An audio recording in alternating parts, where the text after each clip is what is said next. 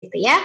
Saat ini Bro Amrul ini seorang Head of People and Community Development di Alami Group. Alami ini maksudnya mengalami atau memang nature nih, alami nih. Nah, nanti mungkin bisa dicerita ya, Alami Group gitu ya. Kemudian Bro Amrul pernah di background-nya itu di banking, di financial gitu ya. Jadi pernah di beberapa bank lah, di Danamon, di business manager and branch manager, kemudian pernah di learning development manager juga gitu. Kemudian pernah di Sampurna Financial Group sebagai group head human capital business partner. Waduh, ini kayaknya ya Bro Amrul ini udah start yang namanya business partner itu dari tahun 2012 loh gitu ya. Jadi business partner ini kan lagi dibutuhkan banget ya akhir-akhir ini gitu. Dan Bro Amro ini udah curi start dia. Jadi saya 2012 itu masih kuliah tingkat 1 atau 2 Bro Amro. Oke. Kemudian pernah di BFI Finance juga sebagai Head of Human Capital dan pernah di Bank Permata Senior VP Human Capital, dan the last one beliau adalah Head of People and Community Development gitu ya. Banyak sekali award yang didapat ya sama Bro Amro. Pernah jadi Indonesia Human Capital Study Award itu di 2015 dan 2016 sebagai HR Asia Best Company to Work for in Asia 2017. Wow, ini pasti company-nya jadi ini banget gitu ya. So, oke, langsung aja tanpa berlarut-larut gitu ya, memperkenalkan Bro Amro. Kita langsung aja serahkan ke Bro Amro untuk mengulas gimana sih untuk achieve more with time, less time effort gitu ya. Apalagi di change management gitu ya. Sepengalaman saya ya, Bro Amro ya, change management itu kayak posisi kalau pada saat kita kerja kayak nggak terlihat, tapi pada saat kita nggak ada, orang heboh gitu ya, pada saat terjadi masalah gitu ya, itu yang dicari CM gitu ya. Nah, salah satu hal yang krusial kan memang di project management gitu ya. So, silahkan nanti dikasih tuh kisi-kisinya gimana sih caranya gitu ya untuk mencapai gitu ya change management itu benar-benar mengawali change management ini agar implementasinya oke, perubahan itu benar-benar berdampak gitu ya. Padahal yang namanya change itu ya pasti harapannya berdampak kepada bisnis, berdampak kepada individunya juga gitu. Oke, kalau gitu dan tidak lupa juga untuk mengingatkan tadi sudah di-share sama Mbak Ismi ada Slido gitu ya. Jadi kalau ada pertanyaan, ada tanggapan, silakan langsung ke Slido. Sudah dibagikan juga linknya, jadi nanti akan kita kupas tuntas. Baik, silahkan Bro Amrul. Insyaallah. Bismillah, ini perkenalannya lengkap banget. Itu change management Bismillah. itu change management kayak oksigen yang nggak kelihatan tapi dicari kalau lagi sesak nafas gitu. Oke, Bismillah. Rabbi shrah li sadri wa yassir li amri wahlul 'uqdatam min lisani yafqahu qawli. Teman-teman, salam kenal. Saya Amrul. Jadi saya di invite oleh Mas Rey kemarin untuk ngobrol-ngobrol. Jadi sebenarnya ini sesi untuk ngobrol, sebenarnya sesi untuk diskusi, sesi untuk exchange idea. Mungkin ada banyak hal yang bisa kita lakukan secara berjamaah untuk perbaikan productivity di anak-anak muda di Indonesia. Izinkan saya share beberapa slide, saya siapkan deck kemarin. Jadi sebenarnya teman-teman, ini yang saya share mungkin bukan rocket science ya, jadi mungkin lebih ke best practice yang kita kita jalankan di kebetulan saya sekarang di Alami Group. Jadi sebenarnya ini lebih ke best practice apa yang kita lakukan di Alami Group. Diskusi awal temanya adalah how to achieve more with less time and effort. Itu sih saya terjemahkan sebagai barakah productivity. Karena sebenarnya di Alami kami menyebut culture kami itu barakah culture. So when we talk about the productivity, kita bicara tentang barakah productivity. Ada banyak inisiatif, ada beberapa inisiatif yang sebenarnya kita jalankan beberapa waktu terakhir sepanjang 2021 juga. Ini mungkin ada beberapa yang relevan untuk dibahas atau di-share di sini gitu. Mudah-mudahan bermanfaat. Nah, Mungkin saya mulainya dengan apa namanya perkenalan ya, karena mungkin teman-teman ada beberapa yang belum kenal Alami. Alami itu apa sih gitu? Alami is an experience gitu. Alami itu apa sih? Alami itu sebuah grup. Jadi sebuah grup kami menyebutnya teknologi startup baru, sebuah grup teknologi startup baru. Namanya Alami, asal katanya dari Alif Lam Mim. Alif Lam Mim itu adalah kata pembuka di kitab suci kami kalau di Muslim ya. Ya kita berharap ada keberkahan juga dari awal memberi nama gitu. Alami sekarang udah ada 4 entity di dalamnya. Ada Alami peer-to-peer financing syariah, ada Hijrah Bank, ada Alami Arkom Accelerator, dan ada Alami Institute.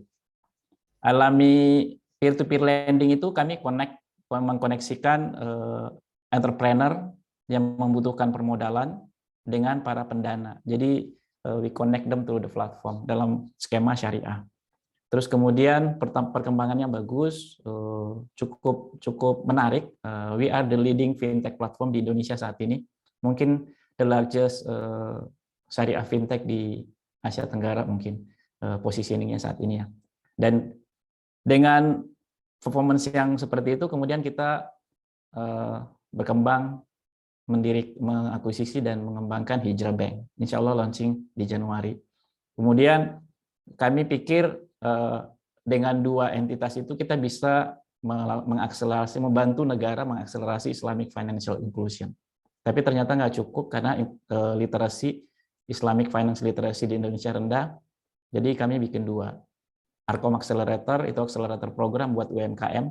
Kita bantu dari sisi pengembangan skill, pengembangan manajemen, akses permodalan dan akses pemasaran. Kemudian kita bikin Alami Institute untuk menjadi a think tank institution for us gitu. Jadi 2 yang di bawah itu adalah mengakselerasi financial literacy di Indonesia. Itu mudah-mudahan, mohon doanya mudah-mudahan bisa berkembang. Dalam waktu dekat kita berpikir akan nambah beberapa inisiatif baru juga. Itu sekilas tentang company-nya. Sekarang mungkin saya perlu sedikit menjelaskan. Nah, ini sebenarnya yang kita jalankan di Alami ini mungkin bisa men-trigger diskusi nanti.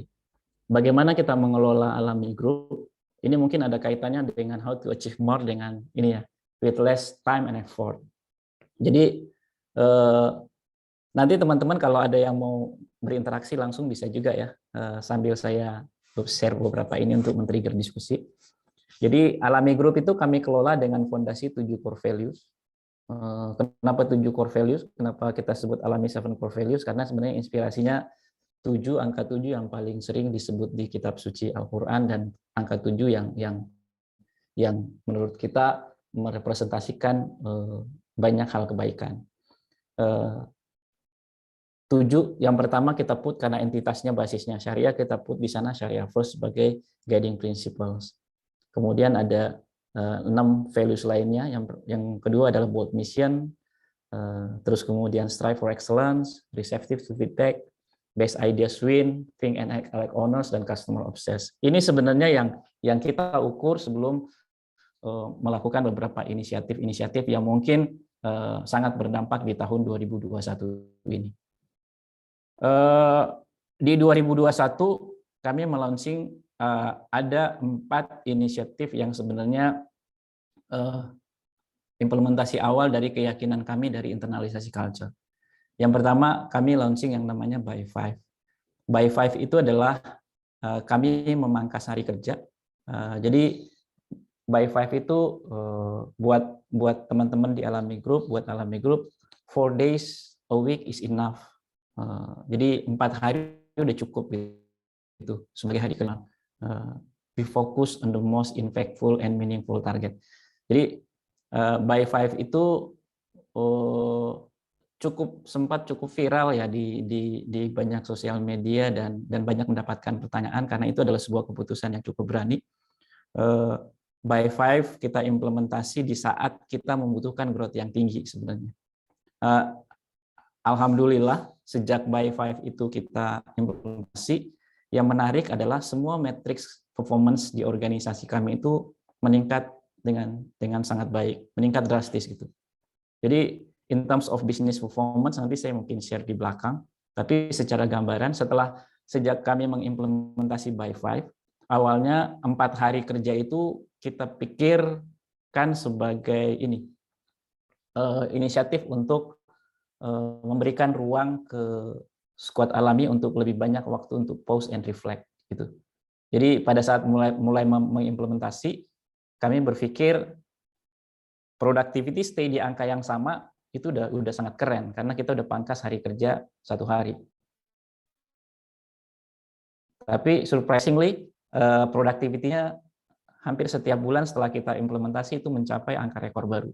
So in every month we achieve new all-time high gitu. Jadi kalau saya lihat sekarang dibandingkan sebelum kita implementasi by five, bulan pertama kita implementasi by five itu productivity naik sekitar 30% lebih ya. Terus kemudian di bulan kedua itu naik lagi.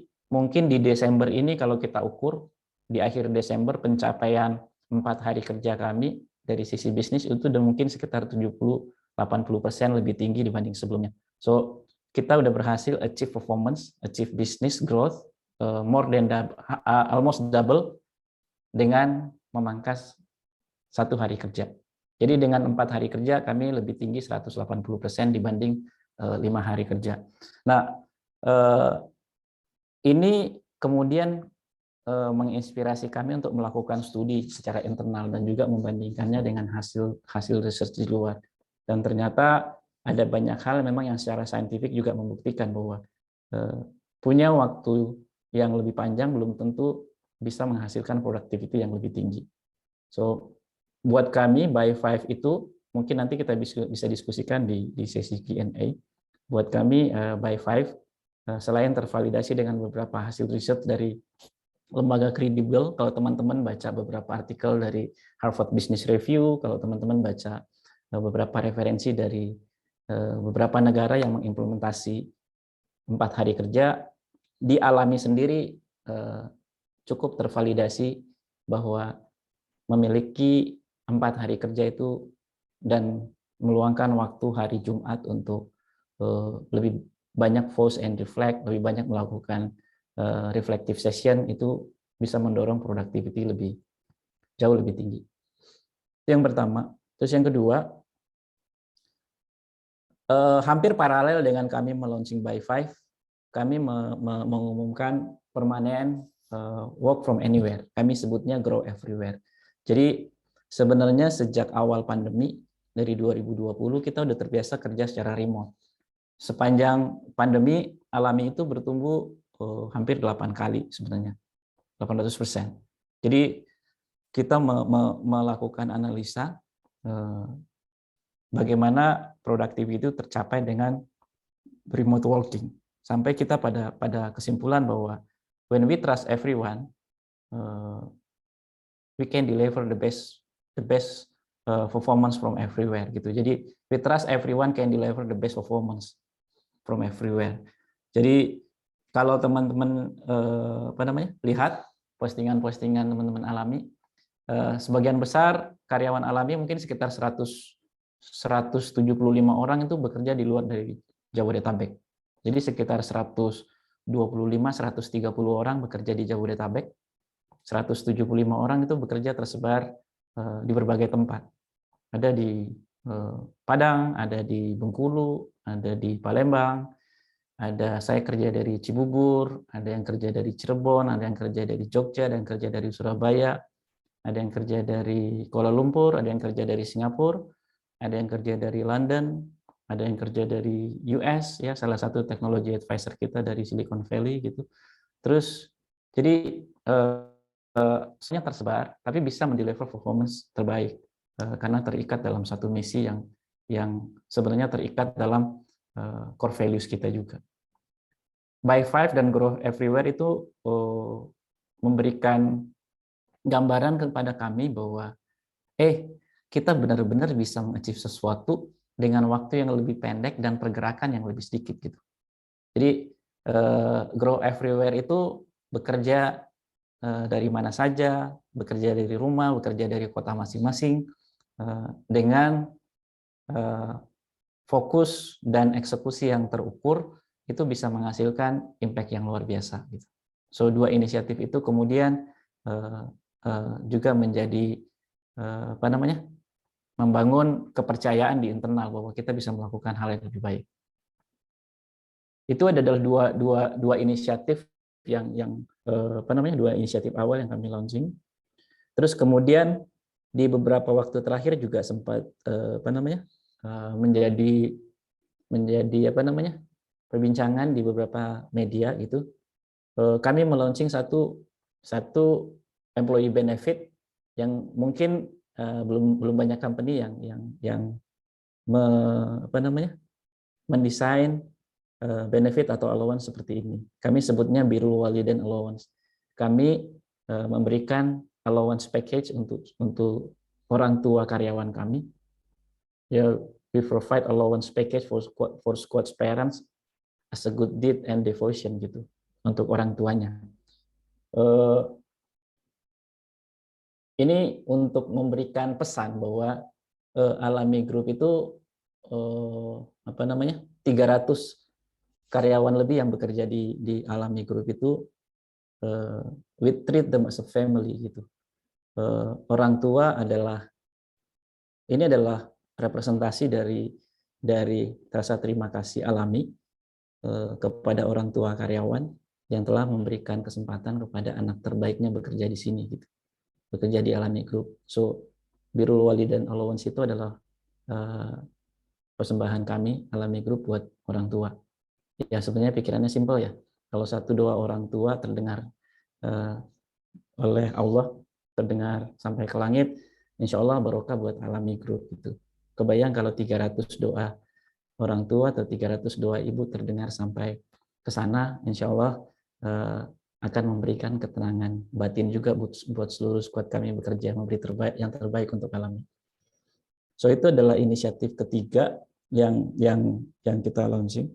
Kemudian saat ini kami udah 2 bulan menguji coba satu benefit yang kita beri nama Get Paid Your Way. Get Paid Your Way itu adalah earn wage access whenever needed. Jadi kami membuka kesempatan kepada seluruh squad Alami bisa mengakses gajinya kapan aja, kapan saja dibutuhkan. Dalam hal ini earn gaji yang udah di earn gitu. Jadi kalau teman-teman di Alami udah kerja 10 hari, butuh gajinya yang 10 hari itu, mereka bisa mengaksesnya. Atau kalau teman-teman Alami udah bekerja 20 hari, butuh mengaksesnya, mereka bisa mengaksesnya gitu, kapan saja. So, ini adalah cara kami untuk memastikan bahwa tidak ada squad Alami yang kesulitan karena menunggu gajinya di tanggal 25.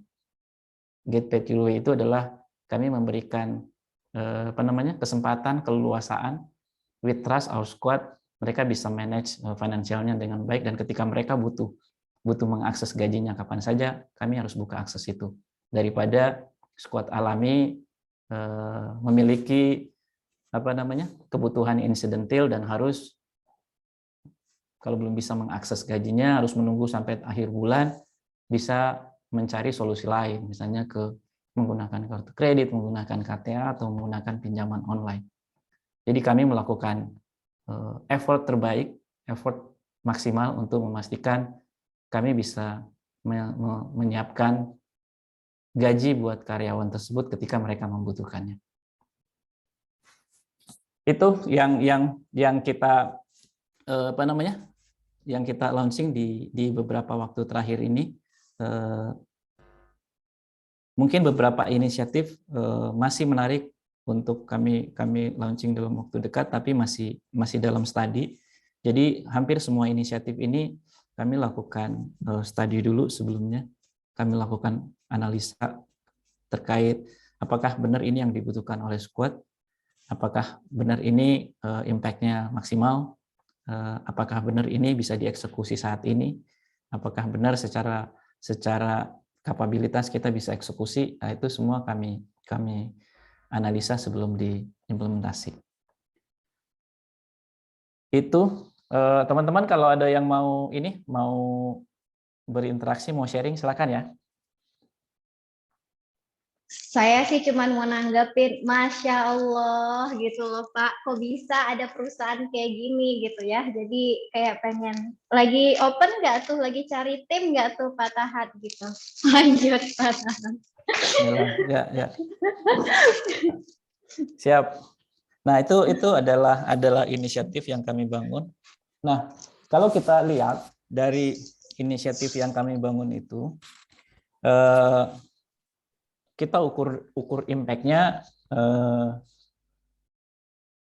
ternyata cukup ini ya, sangat solid gitu. Jadi kalau kami lihat dari sisi bisnis performance sampai dengan di November itu kita udah ke angka 150% dibanding sebelum kita potong hari kerja. Jadi pencapaian kami setelah memangkas hari kerja menjadi 4 hari itu udah 150% dibanding sebelumnya. Nah, ini kalau dibandingkan di akhir Desember ini nanti kemungkinan besar yang saya bilang tadi mungkin naik ke angka 180% atau mungkin naik ke angka 190%. Bukan hanya matriks bisnis performance-nya yang naik, bukan hanya lagging indikatornya yang naik, tapi ternyata leading indikatornya juga naik.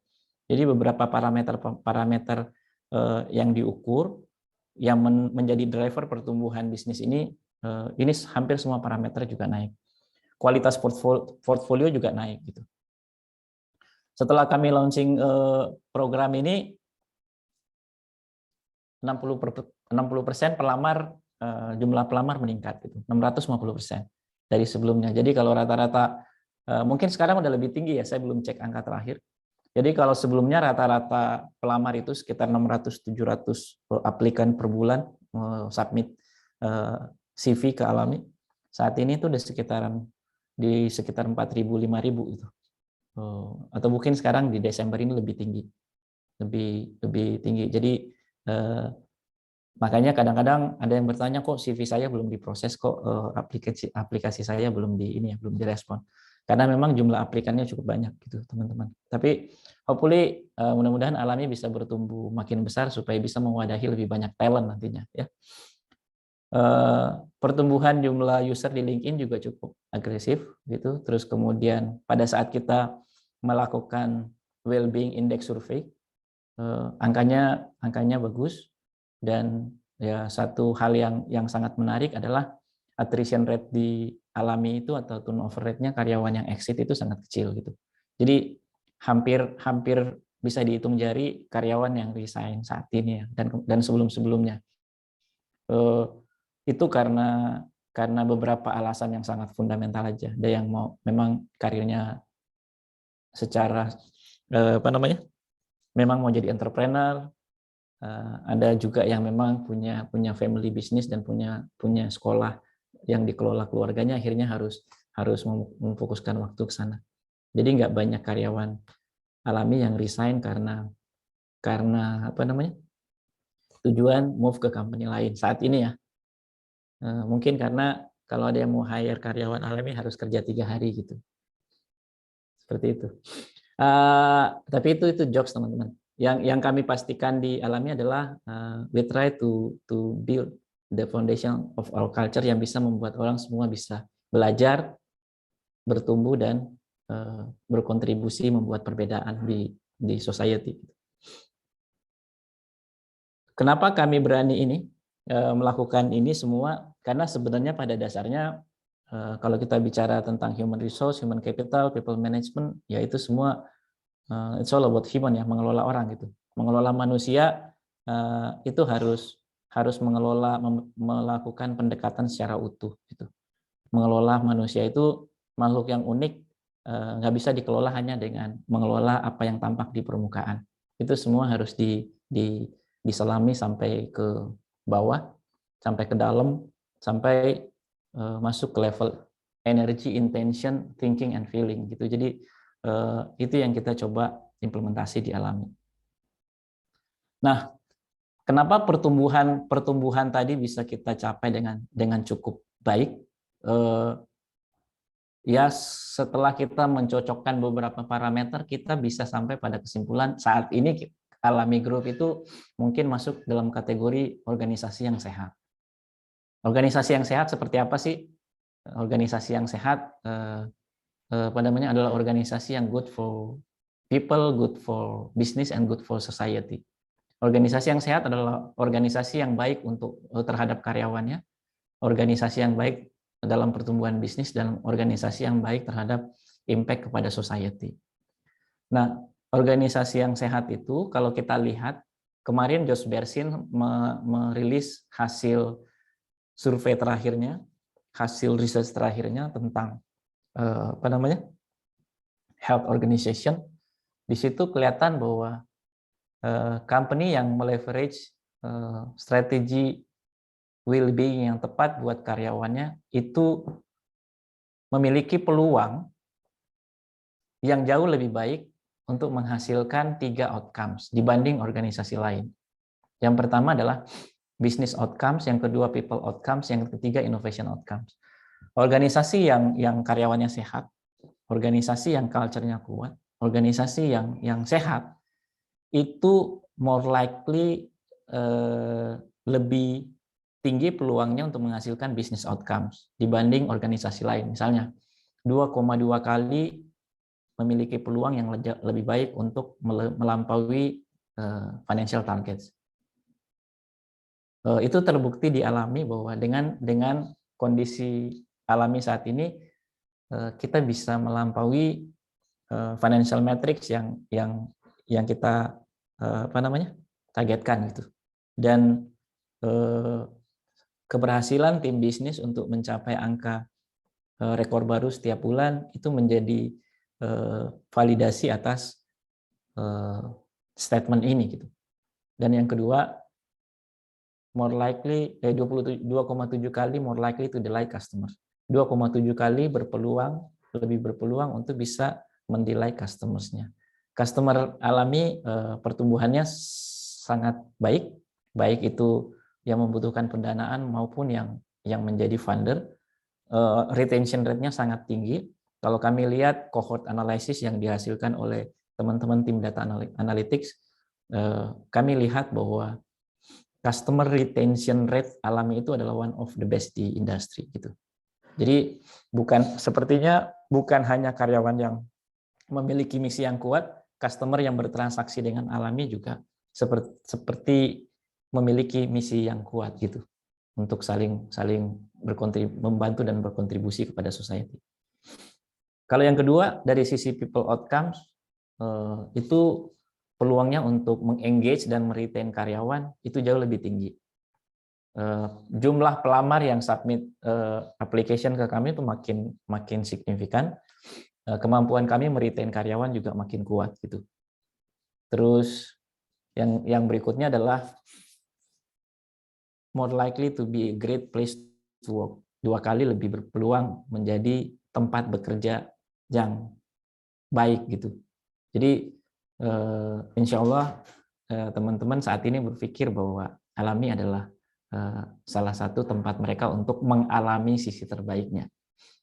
Gitu. Terus kemudian 10,8 kali more likely to have lower rates of absenteeism. Jadi 10,8 kali akan lebih berpeluang untuk memiliki rate yang rendah dalam ketidakhadiran karyawan. Jadi hampir semua kita lihat engagement-nya tinggi, well-being index tinggi, engagement rate tinggi gitu. Dan kemudian innovation outcomes juga lebih tinggi, lebih bisa berinovasi lebih efektif, dan kemudian lebih memiliki kemampuan untuk adapt well to change. Jadi memiliki kemampuan untuk beradaptasi dengan perubahan. Ya mungkin ini karena kita adalah teknologi company yang memang dari awal fondasinya dibangun untuk lincah gitu, sehingga kelincahan itu memang udah jadi DNA harusnya. Itu teman-teman, jadi gambaran bahwa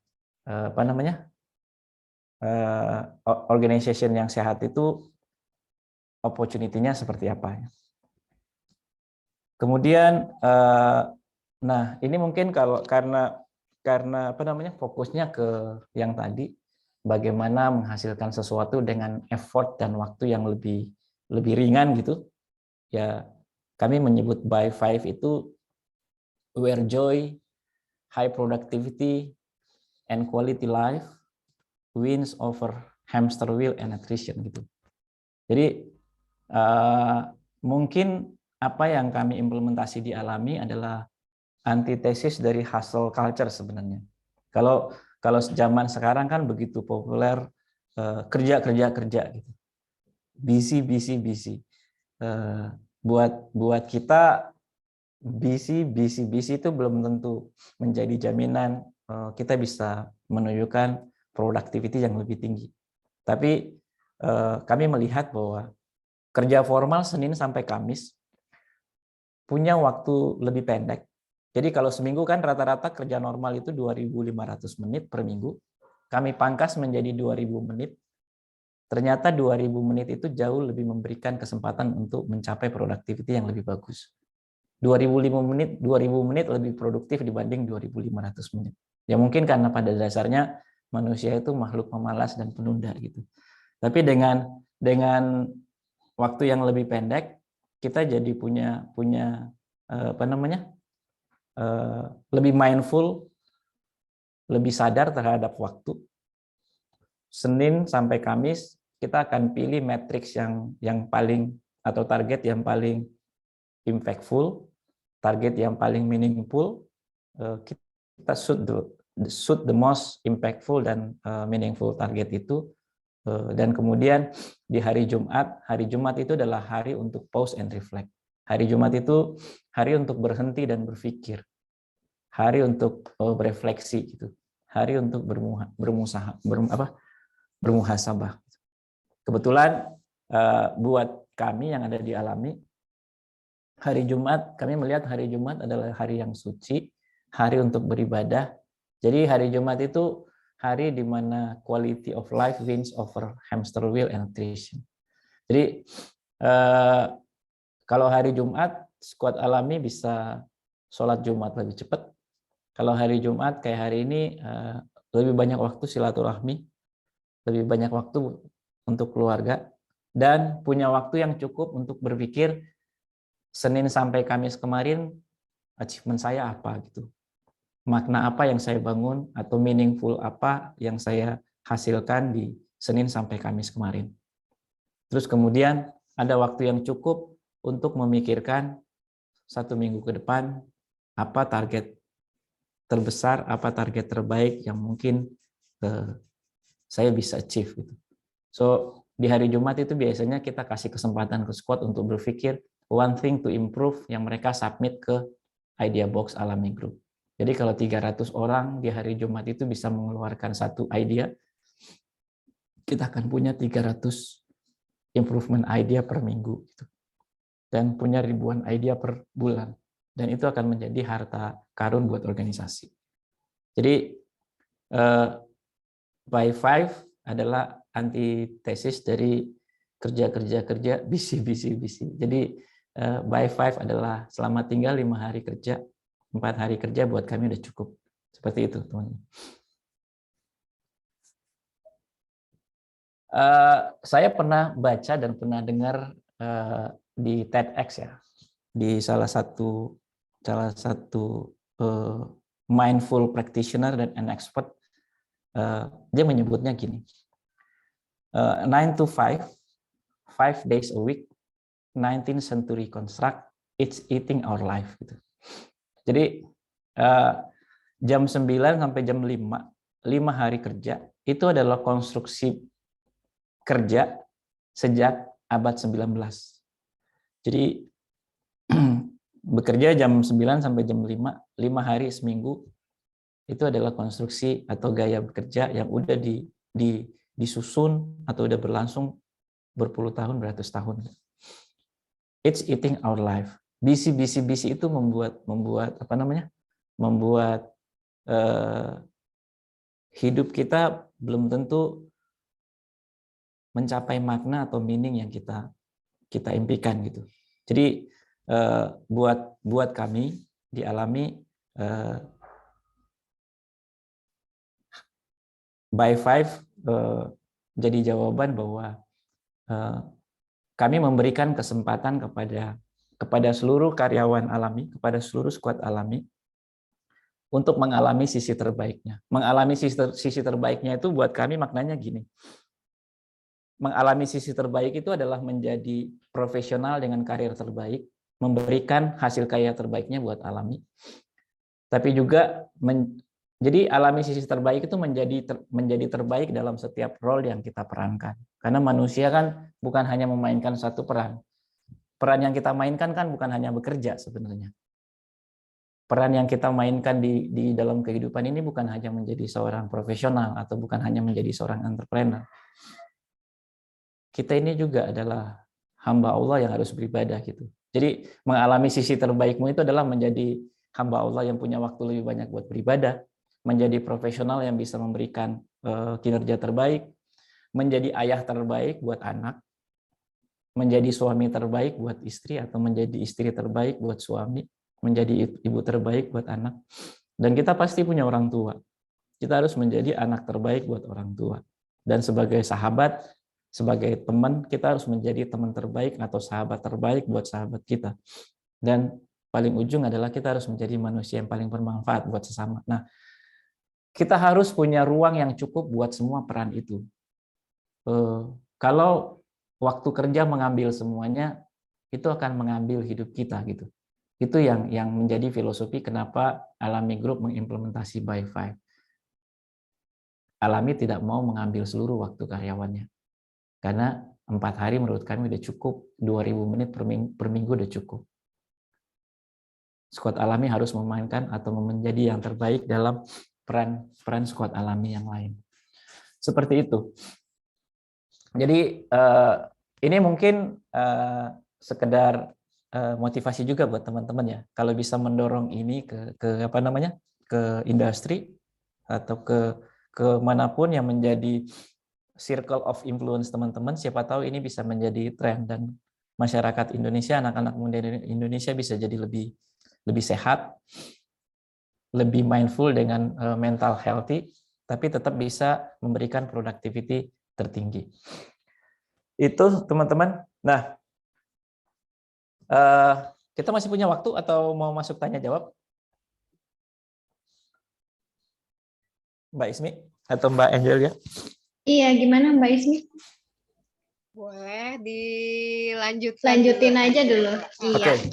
Oke. Jadi tadi kita sedikit bahas mengenai productivity ya. Jadi kalau productivity, bicara tentang productivity itu energi, fokus, waktu ya. Jadi energi kali fokus kali waktu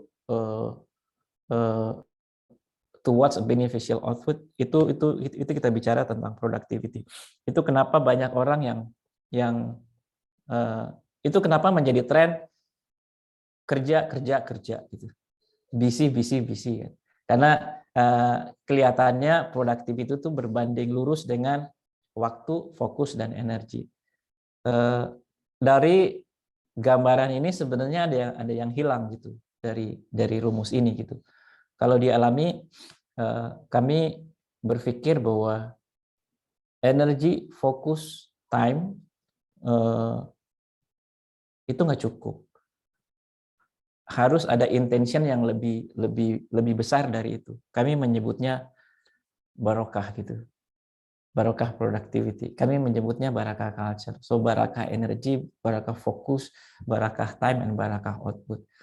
Nanti kita lihat di belakangnya. Apa yang kami maksudkan dari itu sebenarnya. Jadi kalau di Alami Group, kita melihat result itu bukan hanya lihat result di atas permukaan ya, tapi kita lihat di bawah. Yang kami cari di Alami sebenarnya adalah ketika kita berbicara tentang alami sisi terbaikmu, kita berbicara tentang kongruensi, kita berbicara tentang keutuhan, kita bicara tentang keselarasan, mulai dari level bawah sampai ke atas. Mulai dari intention, energi, naik ke pikiran, mind, naik ke feeling, perasaan, naik ke body, naik ke expression, naik ke result. Jadi result itu sebenarnya adalah ujung dari sebuah proses. Result itu adalah hasil dari ekspresi yang ditunjukkan oleh karyawan. Dari apakah body memang bergerak untuk menghasilkan produktivitas terbaik. Apakah ekspresi dan body movement itu di drive oleh feeling yang damai gitu, feeling yang benar. Apakah itu di drive oleh pikiran yang jernih gitu? Apakah pikiran jernih, feeling yang damai, pikiran yang jernih itu di drive oleh intention atau energi atau niat yang purposeful. Nah, itu yang menjadi apa namanya? Fondasi sih sebenarnya ya. Jadi kalau dialami, karyawan setiap pagi insya Allah mengucap bismillah. Jadi bismillahirrahmanirrahim, saya memulai kerja karena ini adalah ibadah. Kami memulai kerja dialami karena ini adalah perintah Allah gitu. Naik ke atas dengan segala challenge yang ada, kita mempraktekkan ini. Kita memberikan effort terbaik, tapi kita juga memberikan menyerahkan segalanya ke Sang Maha Pencipta gitu, ke Allah Subhanahu wa taala. La haula wala quwata illa billah. Itu adalah ekspresi bahwa kami bismillah memberikan effort terbaik, tapi pikiran dan perasaan kami tetap terkait dengan intention tadi, bahwa ini adalah sebuah kerjaan yang mulia, ini adalah kerjaan ibadah, dan itu kemudian ketika menghasilkan result yang bagus, itu adalah sesuatu yang harus kita syukurin, dan itu mungkin bukan hanya sekedar buah dari ikhtiar kita, tapi karena memang ada ridho dari Sang Maha Pencipta gitu. Ini agak spiritual karena memang kami bawa spiritual ke dunia kerja kami gitu. Nah, balik tadi ke bawah intention.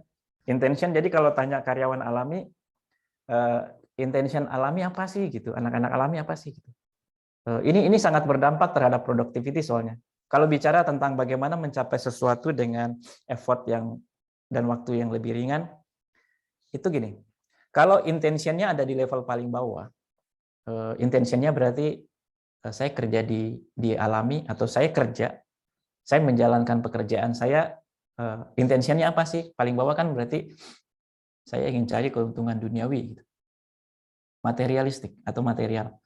Itu kalau tercapai itu akan kebahagiaan sesaat atau euforia sesaat. Kalau nggak tercapai itu akan menghasilkan frustasi.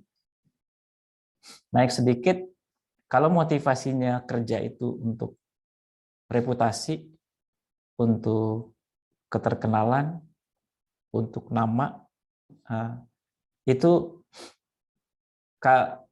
rentan dengan rasa bersalah, rasa iri, insecurity, sama kekhawatiran untuk gagal. Kenapa banyak sekali kecemasan? Jadi kalau kita ukur kan di dunia kerja sekarang banyak orang yang stres, cemas, depresi gitu. Stres, cemas, depresi itu sebenarnya banyak di drive dari intention ini. Kalau intentionnya ada di level bawah itu akan rentan terhadap hal tersebut. Kalau kita tarik ke atas, intentionnya naik ya supaya saya merasa lebih optimistik, lebih happy, lebih apa gitu. Itu juga belum masuk dalam wilayah yang minimum requirements kalau kami di Alami Group. Karena kalau bicara tentang motivasinya adalah feel good factor, itu konsekuensinya adalah tidak akan pernah ada rasa puas gitu. Dan kemungkinan besar ada spiritual crisis di sana. Kalau kita tarik ke atas, intention bekerjanya atau intention berkarirnya apa? Spiritual contentment itu udah mulai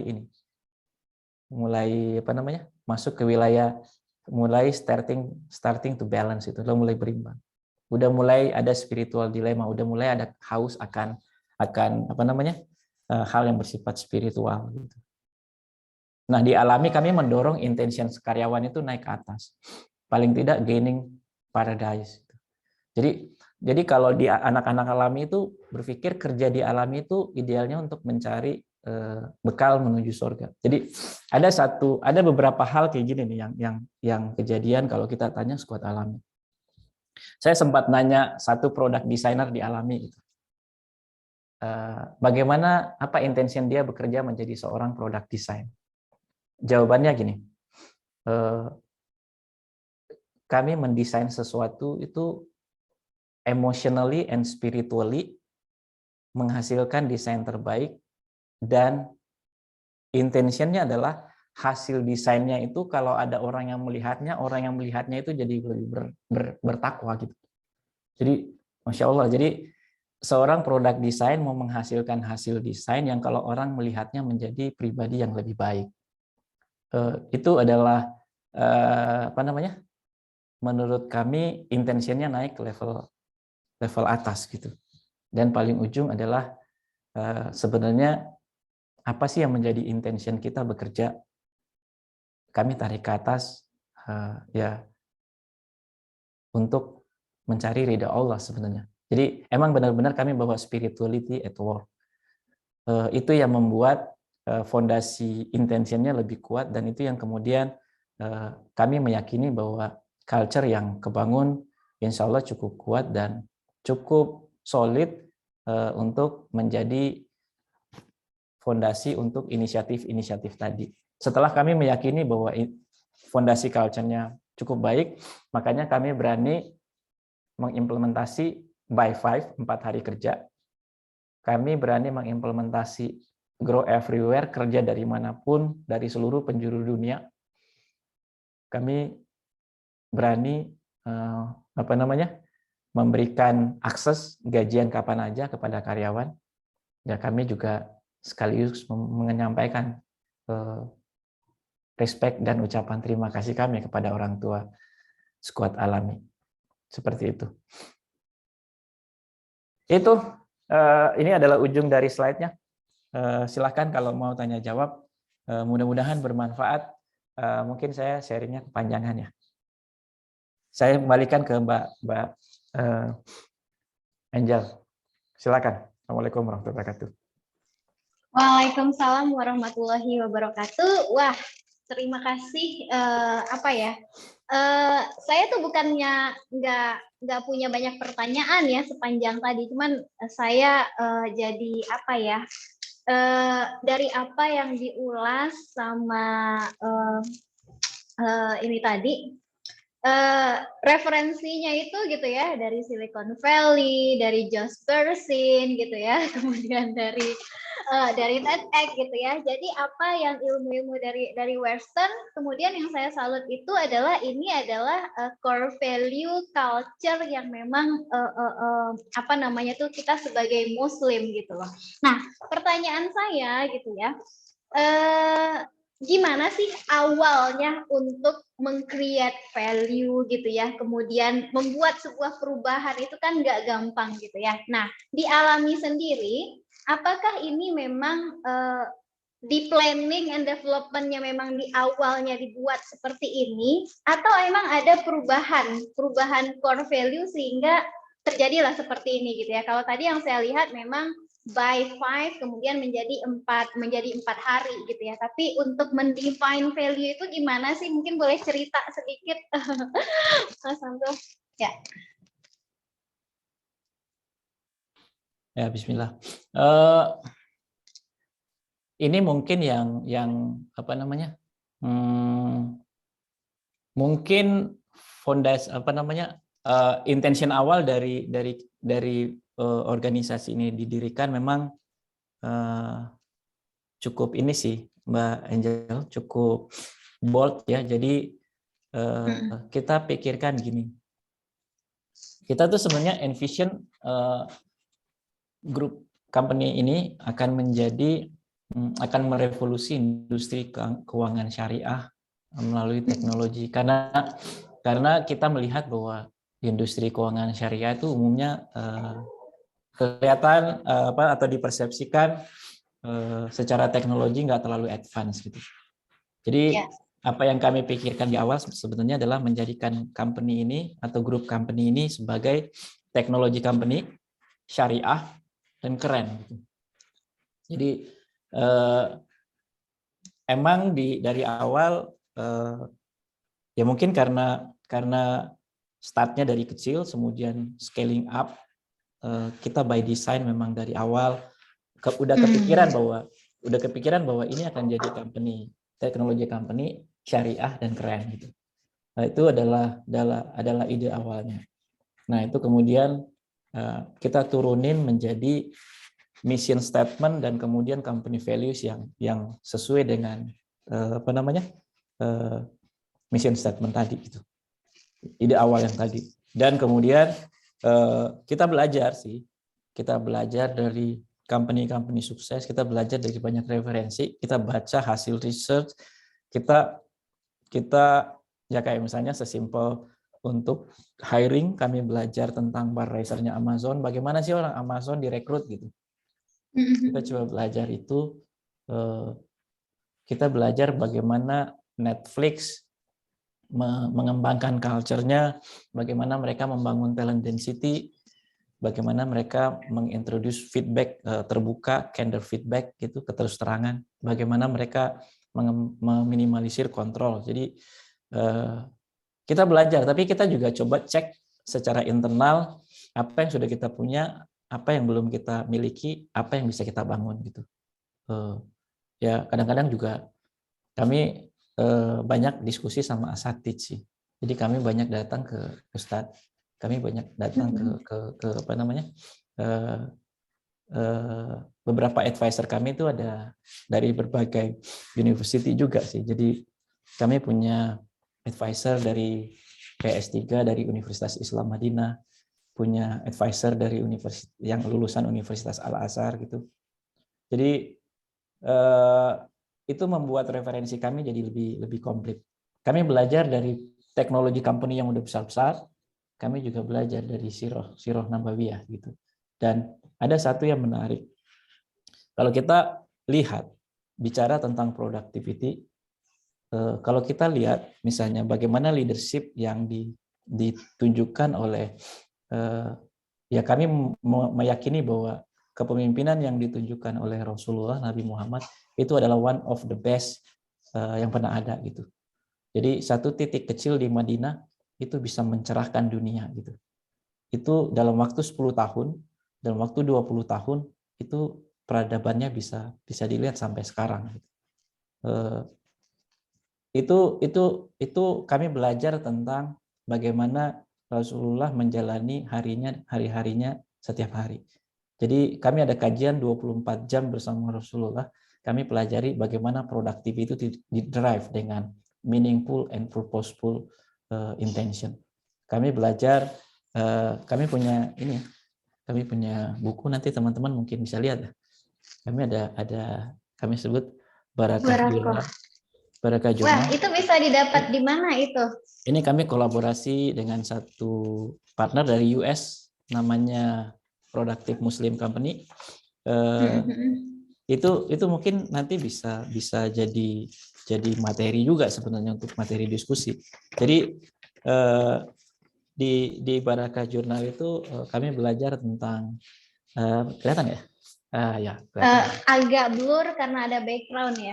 Ya, nih kelihatan. Ya, poinnya adalah kami belajar tentang daily routine of Rasulullah. Jadi mulai dari bangun pagi, apa yang dilakukan di pagi hari, gitu, siang, sore, malam, sampai tidur lagi, sampai mulai aktivitasnya lagi. Kami coba belajar itu, dan sebenarnya begitu kita pelajari banyak sekali yang diadopsi oleh ilmu self growth modern sekarang gitu. Dan itu sebenarnya membuat kami tersadar kalau mau bicara tentang effectiveness, tentang productivity, sebenarnya kita memiliki referensi yang sangat kaya gitu. Seperti itu. Pak Angel. Wow. Siap. Menarik sekali ya. Jadi ini apa ya? Dari Alami ini mengadap gitu ya, mengadopsi ilmu-ilmu modern sekarang kan everyone talk about productivity gitu ya. Semuanya berbicara tentang well-being gitu ya. Kemudian juga bagaimana productivity well-being itu juga mempengaruhi productivity. Dan kemudian juga dikombin juga dengan dari akademisi, Sirah Nabawiyah gitu ya, dan itulah kehidupan mencontoh juga dari kesehariannya Rasulullah gitu ya, kalau dari leadershipnya gitu. Wah, saya nih baru tahu gitu ya baru tahu loh Pak Amrul gitu ya, ada yang seperti ini gitu ya. Karena saya juga suka baca, ada salah satu buku namanya itu ini ya, tentang buku Muslim modern gitu ya. Tantangannya memang kan sebagai Muslim itu adalah sering disebut-sebut tertinggal, kurang ini dengan teknologi gitu ya. Kemudian sering kali terjadi apa namanya tuh, sebagai seorang Muslim image-nya itu ya ibadah aja gitu ya. Kemudian juga padahal di sini saya ini banget gitu ya, banyak membaca, banyak belajar gitu ya, banyak terjadi diskusi, kemudian juga data-data kualitatif, kuantitatif yang sudah diperlihatkan tadi, dan yang di end adalah result itu adalah di bagian akhir gitu kan ya, result itu di bagian akhir gitu ya. Jadi nih silahkan ya kalau ada yang bertanya ya, di slide-nya ada nggak Mbak Ismi? Oke, mungkin kita boleh kali ya sambil menunggu pertanyaan. Kalau saya sih banyak pertanyaan sekali ya. Paham, bro. Mungkin boleh kita sambil menunggu pertanyaan yang lain, kita boleh foto-foto dulu ya, biar seru ya Mbak Ismi ya. Silahkan ya teman-teman TFI. Iya, kita foto-foto dulu ya, open mic ya teman-teman. Ini hal ini perlu disebarkan nih, momennya perlu diabadikan, dan nanti kalau ada di YouTube supaya banyak ditonton sama orang-orang bahwa culture value alami ini saya pikir sih banyak kudu diadapt, kudu diracuni gitu loh Pak Amrul gitu ya. By five-nya itu kudu diracuni orang-orang. Oke. Ini kayaknya Angel curhat ya. Itu kan soal apa ya, kerja 4 hari, well-being, and then define the happiness, tentang the meaning of life tadi yang diceritakan. Itu pencarian saya dari 3 tahun yang lalu, Pak. Pak Amrul. Nanti kita diskusi lah. Baik, mari sekarang kita foto dulu mungkin. Yuk, teman-teman boleh dibuka kameranya, kita akan foto-foto sebentar. Coba berfoto, tadi kan ada tuh tingkatnya tuh expression, baru result gitu. Nah, coba diekspresikan seberapa happy gitu ya di hari Jumat. Kayaknya yang kerja 4 hari sih Jumat nggak beban ya. Nah, yang kerjanya lebih dari... Bener ini. Angel curhat ini emang bener ini. Oke. Udah ada yang bisa buka lagi? Oke lah, nggak apa-apa. Kita sekali aja ya. Oke. 1, 2, 3. Oke, sip. Karena kita cuma hanya 1 sekarang. Baik. Nah, sebelum masuk ke Q&A, ya cuma 1 halaman aja. Thank you teman-teman. Nah, sebelum masuk ke Q&A, mungkin kan teman-teman di sini juga masih ada yang belum tahu ya TFI. Izinkan saya 5 menit saja memperkenalkan TFI itu apa. Sebelum nanti kita masuk Q&A, pasti tadi kalau kata Angel pasti banyak pertanyaan kan, dan di slide yang sudah cukup banyak. Nah, izinkan saya menyela sedikit. Menjelas sedikit untuk memperkenalkan apa itu TFI dan siapa itu Talent Indonesia. Nah, apakah sudah terlihat mungkin? Udah jelas banget, kuning ditangkap oleh penginderaan mata begitu cepat. Baik, Talent Indonesia adalah sebuah consulting bisnis atau consulting firm yang memang kita pengen membantu local and SME di Indonesia. Nah, kita memang kuatnya di organization consultant, tetapi kita lihat bahwa zaman sekarang consulting tanpa teknologi itu seperti cuman kayak ya consulting, tapi ada nggak sih yang bisa dibantu dengan teknologi, karena kita sekarang zamannya sudah zamannya teknologi. That's why kita building agile organization to grow your business through HR technology, dan kita sangat terfokus sebenarnya kepada perusahaan-perusahaan yang memang lebih ke SME dan local company karena pengennya mensejahterakan masyarakat itu sendiri. Kita baru berdiri di tahun 2016 dan sampai sekarang kita sudah lebih dari 150 company dan kita sudah melakukan lebih dari 2 juta assessment di seluruh Indonesia, even sampai di tengah Kalimantan, tengah Papua, dan sebagainya. Nah, ini adalah klien-klien kita mulai dari manufaktur, teknologi, education, state-owned company, mining, service, and logistics. Dan memang begitu walaupun purpose-nya kita adalah lebih kepada SME dan local company, rezeki memang tidak bisa dihadang ya. Company-company besar tetap datang juga, ya sudah, alhamdulillah kita akan tetap memberikan servis kepada mereka. Nah, servisnya kita ada dua, ya, adalah HR Strategic Stream dan HR Operation Stream. Intinya, kalau saya langsung di sini saja, di Organization Analytics intinya adalah lebih kepada organization development, mulai dari organization setting, change management, talent and performance management, workload analisa, sampai ke job analisa, job evaluation. Lalu kita juga punya salah satu application untuk KPI tracking. Dan ini adalah beberapa fiturnya. Nah, yang kedua, service kita yang besar adalah kita punya yang namanya online assessment. Kita ada 4 jenis, mulai dari psychometric online assessment, virtual assessment center, dan gamification assessment, serta ada English assessment. Untuk psychometricnya, kita semuanya sudah menggunakan teknologi. Jadi tinggal butuh cuma hanya 1 menit, validitasnya 0,8, kamera dan sebagainya itu sudah ada. Ya. Dan ini adalah beberapa tools yang kita miliki, mulai dari kompetensi, personality, cognitive, learning agility, leadership assessment, sampai ke sales ability. Dan sebenarnya masih banyak lagi, tetapi memang ini adalah yang paling banyak dibelinya. Ini ada beberapa sampel reportnya. Nah, yang kedua jenisnya adalah gamification, sama seperti psychometric, tetapi kita bermain seperti game.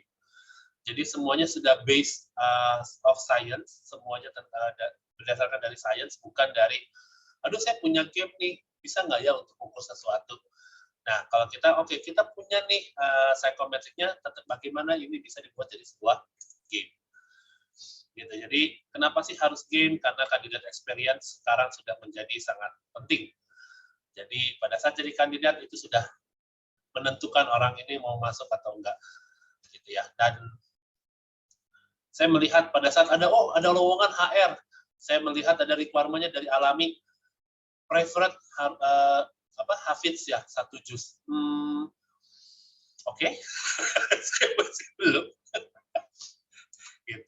Jadi ya itu juga sebuah experience yang memang harus juga dibutuhkan yang seperti itu. Nah, that's why kenapa kalau gamification itu ROI-nya lebih kepada employer brand.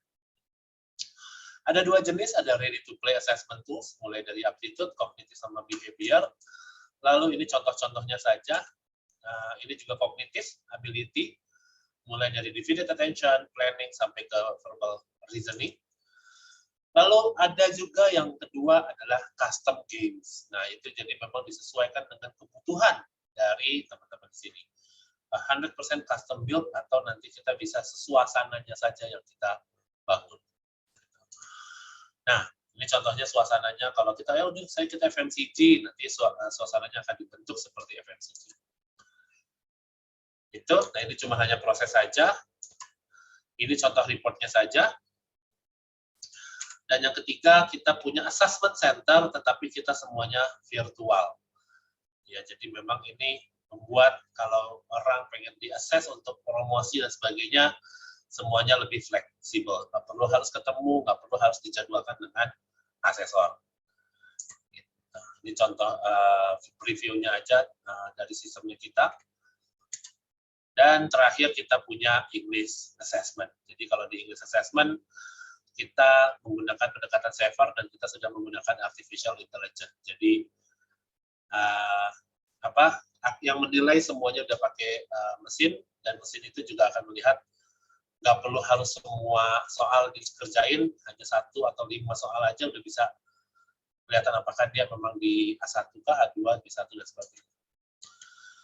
Terakhir sih servisnya kita adalah ada yang namanya recruitment process outsourcing. Jadi kalau kita selalu bilangnya adalah recruitment on demand.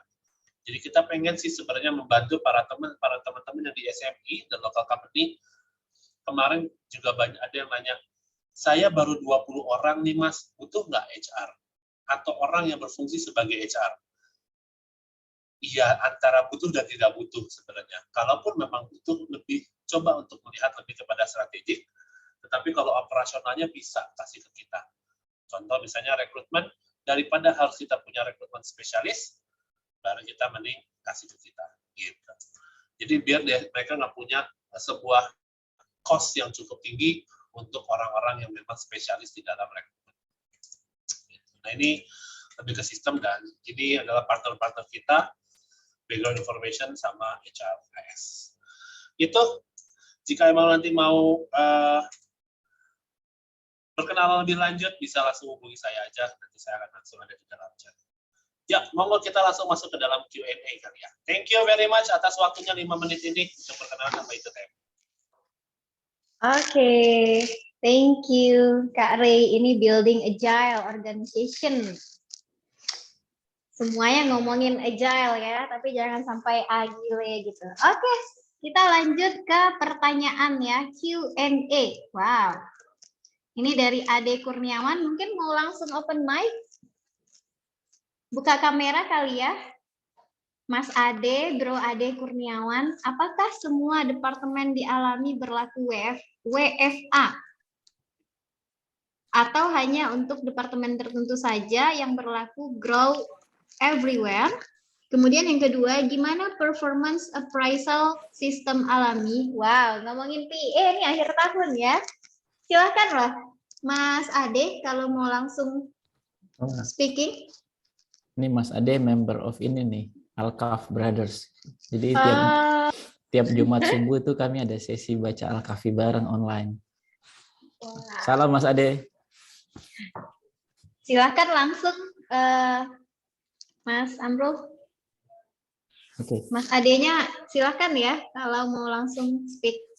Oke, ini apakah semua departemen dialami berlaku work from anywhere atau hanya tertentu aja? Ini berlaku untuk semua sebenarnya. Jadi berlaku untuk semua. Ada beberapa fungsi yang kalau terkait operation yang customer facing itu bisa diatur shiftingnya. Tapi apakah semua departemen melakukan WFA? Hampir semua melakukan WFA, karena itu sebenarnya kita atur. Work from anywhere itu sebenarnya bisa dari mana aja, ya termasuk dari kantor. Beberapa tim bisnis, personil dari tim bisnis memang karena hobi ngumpul gitu, suka datang ke kantor, ngobrol bareng, makan bareng sambil follow up bisnis pipeline, itu sering ke kantor. Tapi sebenarnya aturan Buy 5 dan Grow Everywhere itu berlaku untuk semua.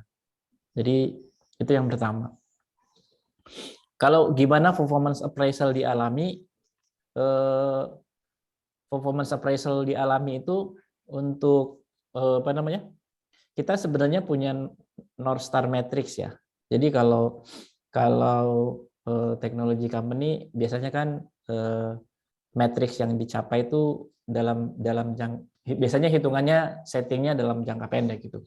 Jadi North Star Matrix 1 tahun kita pecah menjadi 3 bulanan, kemudian itu menjadi OKR. Objective Key Result itu kita ukur secara rutin, bulanan kita review. Terus kemudian nanti kalau bicara tentang di ujungnya, performance appraisal kita ukur di akhir tahun. Dan kalau tanya matriks pengukurannya apa sih?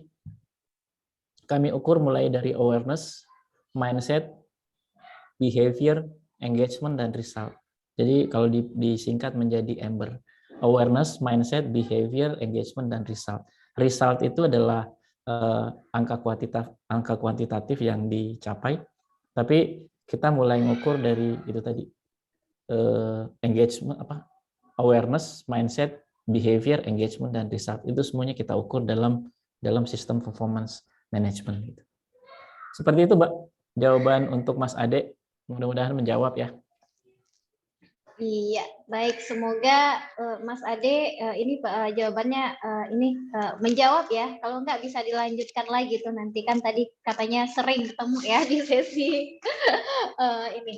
Oke, kita lanjut dari Hani. Mbak Hani ada di sini? Mbak Hani kalau ada di sini boleh ya langsung open. Siapa yang paling berperan dalam menentukan hal mana yang paling impactful dan meaningful target sehingga tim bisa satu arah dan fokus hingga bisa growth? Wah, ini menarik ya, Pak Amrul ya. Ketika ngomongin ini kan biasanya kita ngomongin priority gitu. Nah, ini ngomongin change, impact gitu ya. Terus mana yang paling prioritas gitu ya, impact-nya mana yang paling berperan gitu. Nah, silahkan. Ya, yang saya sampaikan tadi North Star Matrix-nya apa sih gitu. Jadi kalau bicara misalnya 2021 ini North Star Matrix-nya Alami Group apa gitu, itu akan kita susun tuh dalam matrix yang clear. Terus kemudian akan diturunkan menjadi OKR division. OKR division, masing-masing divisi punya OKR terkait dengan North Star Matrix tadi.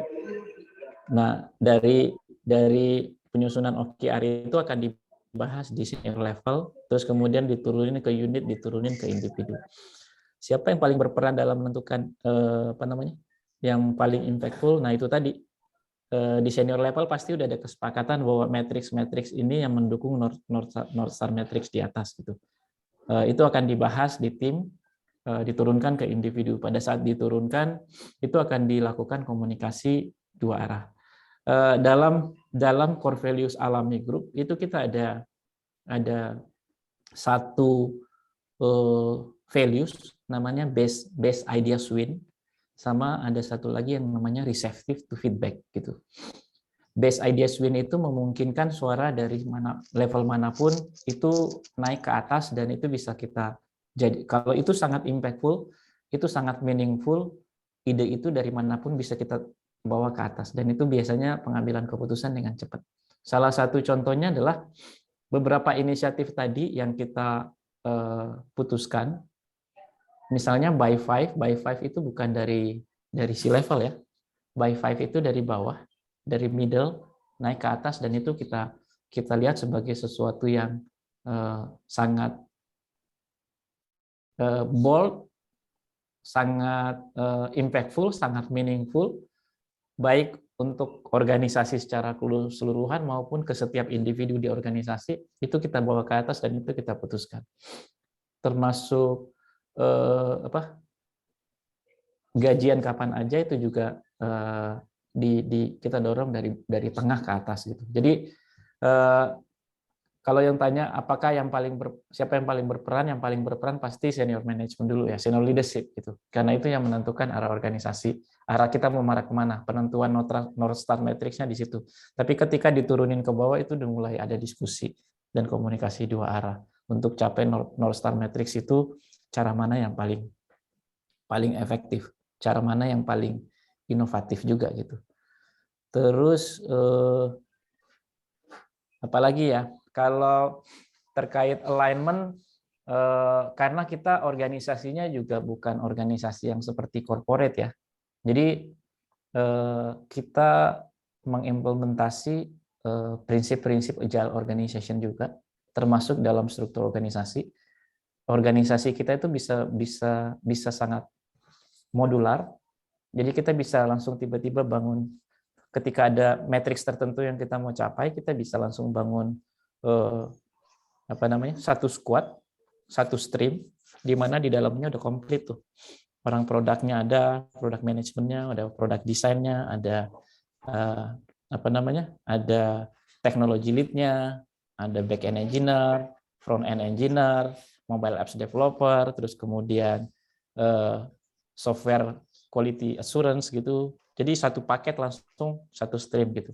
Jadi satu stream itu satu renteng organisasi, satu stream satu squad organisasi, satu stream satu squad organisasi gitu. Jadi itu sangat agile juga, bisa berubah. Dan matrix biasanya nempel ke masing-masing squad itu. Seperti itu, Mbak. Mudah-mudahan bisa menjawab. Iya. Semoga bisa menjawab ya Mbak Hani, soalnya Mbak Hani juga nggak open mic nih. Oke, karena banyak pertanyaan, kita lanjut ya, Amrul ya. Dari ini orangnya kayaknya malu-malu nih ya.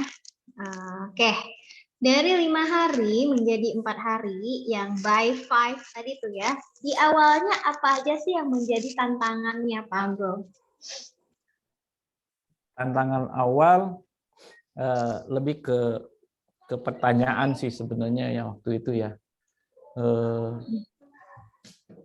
Dari data yang ada kita yakin bahwa ini akan sukses. Tapi dari data awal yang ada ya, karena sebenarnya sebelum kita implementasi by Five itu, kita di depannya sebenarnya sudah mulai mengimplementasi beberapa inisiatif awal. Misalnya hari Jumat itu kita upayakan dikosongin, nggak ada meeting di situ. No meetings day on Friday gitu. Cuman kan biasanya kalau tetap Jumat itu tetap dinilai sebagai hari kerja formal, tetap aja ada meeting gitu. Akhirnya, tapi sebenarnya kita udah dorong supaya hari Jumat itu nggak ada meeting. Lebih banyak interaksi secara personal, lebih banyak ngobrol secara casual gitu. Lebih banyak tim leader lebih banyak ngobrol ke timnya, tim juga lebih banyak ngobrol sama peers gitu. Tapi ternyata tetap aja banyak meeting. Akhirnya kita putusin ya udah by 5 hari Jumat full libur gitu, fokus untuk ibadah dan reflective session. Tantangan awalnya lebih ke pertanyaan ini beneran nggak akan tereksekusi sesuai projection di awal gitu. Alhamdulillah ternyata hasilnya beyond expectation gitu. Jadi lebih tinggi dari perkiraan awal. Sebenarnya awalnya cuma berpikir kalau kita pangkas 1 hari mudah-mudahan achievement-nya sama dengan sebelumnya. Berarti kan udah lebih produktif tuh. Jadi kalau 5 hari misalnya disburse 100 miliar, 4 hari disburse 100 miliar udah lebih produktif berarti 4 hari. Karena kita udah cut 1 hari. Ternyata 4 hari malah lebih produktif dibanding 5 hari gitu. Tantangannya mungkin menyesuaikan menyesuaikan ritme ya pada awalnya karena dulu banyak yang udah terbiasa kerja di hari Jumat gitu ya. Jadi tiba-tiba merasa kangen kerja di hari Jumat gitu. Seperti itu. Sebenarnya nggak ada tantangan yang cukup berarti juga sebenarnya karena squad udah aware, mungkin udah awareness-nya udah masuk ke semua level bahwa ini adalah kemewahan yang harus dijaga. Jangan sampai 4 hari malah lebih tidak produktif gitu. Jadi kan harus lebih sehat, lebih produktif, lebih bermanfaat gitu ya. Jadi itu adalah sebuah kemewahan. Kalau kita nggak maksimalkan, ntar kita kehilangan kemewahan itu gitu. Seperti itu sih. Sebuah privilege ya, Pak Amrul ya. Yes. Tapi menarik ya, gimana dengan bisnis proses ya Pak Amrul ya? Karena kan pasti ada hubungan ini, ada hubungannya dengan customer mungkin ya, dengan klien gitu. Apakah memangkas juga semuanya dialihkan ke cuma 4 hari atau gimana? Kita memaksimalkan di 4 hari itu. Misalnya kita bicara tentang disbursement pembiayaan ke customer ya. Kita maksimalkan di Senin sampai Kamis gitu. Kecuali ada yang benar-benar urgent, tetap harus dijalankan di hari Jumat. Itu kan berarti ada pengaturan shift gitu, yang memang harus masuk di situ. Dia bisa menggantinya di hari yang lain gitu. Jadi prinsipnya 4 hari itu tetap dipegang. Kenapa kita formalisasi bahwa liburnya hari Jumat, Sabtu, Minggu, Jumat? Karena Jumat itu memang hari ibadah sih kalau menurut kita, untuk kita maksimalkannya. Tapi kalau tetap harus ada yang melayani customer di hari itu bisa digantikan di hari yang lain. Seperti itu.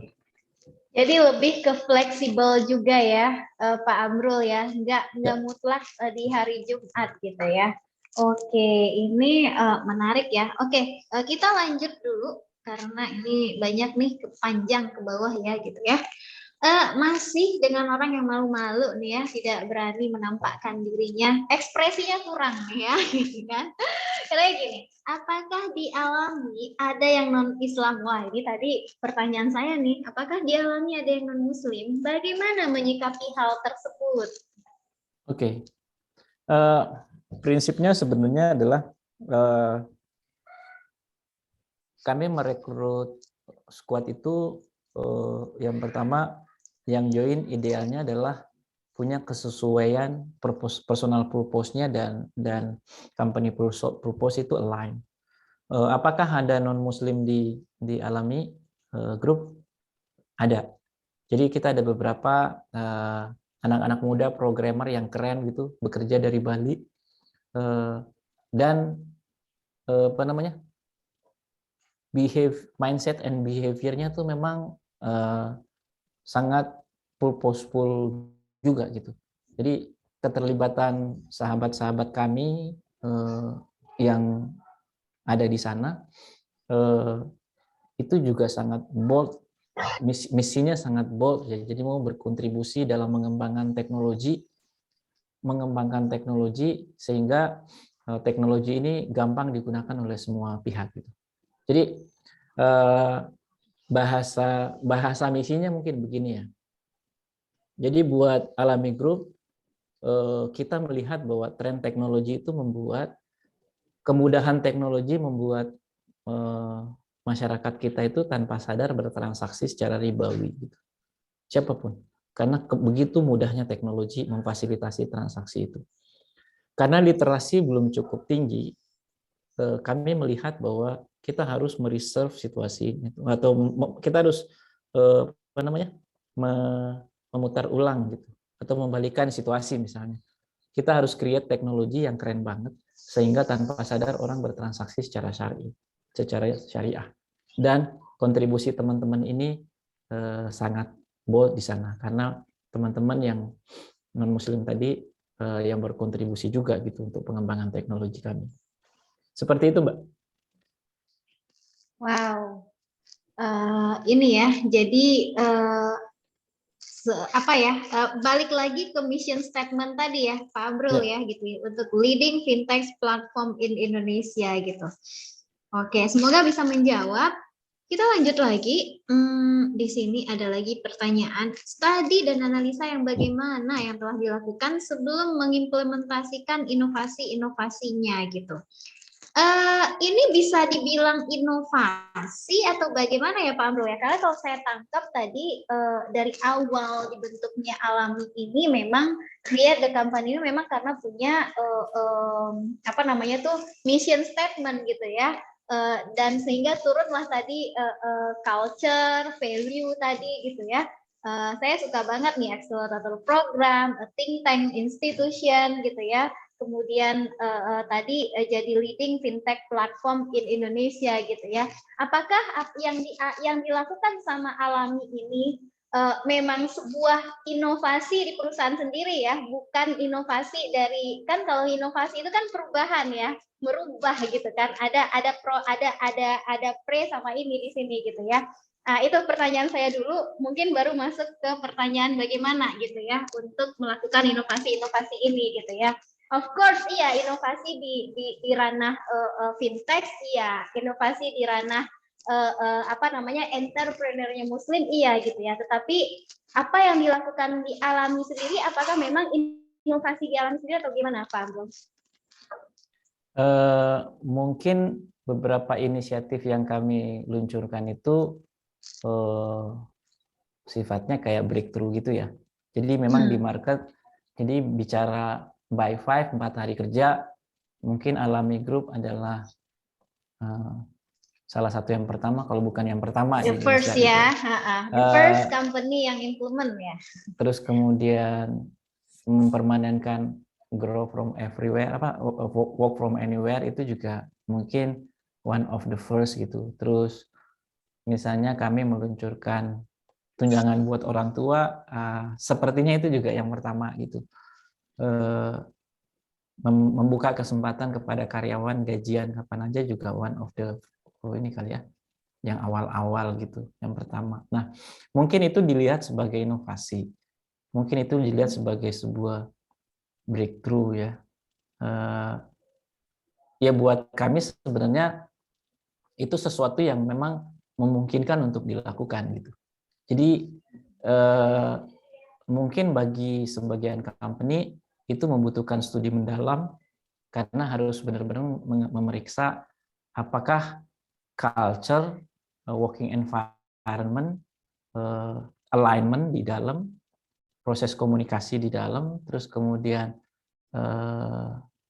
kecepatan dan keberanian mengambil keputusan itu memungkinkan untuk mengeksekusi ide-ide seperti ini gitu.